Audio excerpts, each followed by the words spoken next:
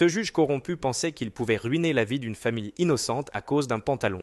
Mais il n'aurait jamais imaginé que son acte allait l'exposer et détruire sa propre vie. En 2005, un juge de Washington nommé Ray Pearson a confié son pantalon à une petite blanchisserie, parce qu'il y avait des pancartes accrochées à la blanchisserie promettant un service le jour même. Ray s'attendait à récupérer son pantalon le jour même. Mais comme la famille Chung, qui tenait la blanchisserie, était débordée de travail, ils ont envoyé le pantalon du juge dans un autre pressing et ne le lui ont rendu qu'après quelques jours. Et bien qu'il se soit excusé pour le retard, le juge a porté plainte contre eux, affirmant qu'il lui avait rendu un autre pantalon que le sien. Il a accusé la famille Chung d'avoir perdu son pantalon et leur a réclamé 1000 dollars de dédommagement pour pouvoir en acheter un nouveau. Et lorsque la famille a refusé, insistant que le pantalon en leur possession était bien le sien, il a décidé de réclamer 400 millions de dollars, affirmant que la famille Chung l'avait incommodé et causé de l'inconfort. Et même si tout cela semblait clairement absurde, la famille Chung était composée d'immigrants coréens qui ne parlèrent pas couramment l'anglais et ne savaient même pas quoi faire.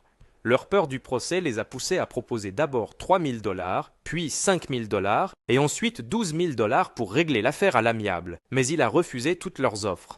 À la fin, la famille Chung avait tellement peur qu'ils envisageaient sérieusement de quitter leur vie aux États-Unis pour retourner en Corée du Sud.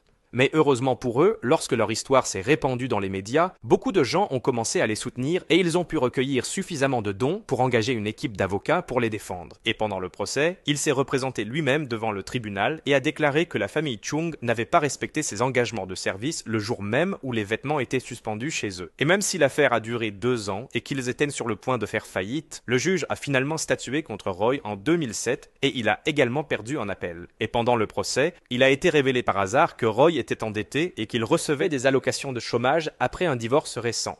Donc, probablement à cause de cette affaire abusive, Roy a perdu son emploi de juge peu de temps après. Et même après cela, il a essayé de poursuivre la ville de Washington pour 1 million de dollars pour licenciement abusif. Il a aussi perdu cette affaire et a également perdu en appel. Et ce n'est pas tout, la famille a ensuite reçu des dons supplémentaires qui ont approché les 100 000 dollars. Et aujourd'hui, l'affaire de Roy est évoquée dans les facultés de droit comme un exemple d'abus de procédure judiciaire.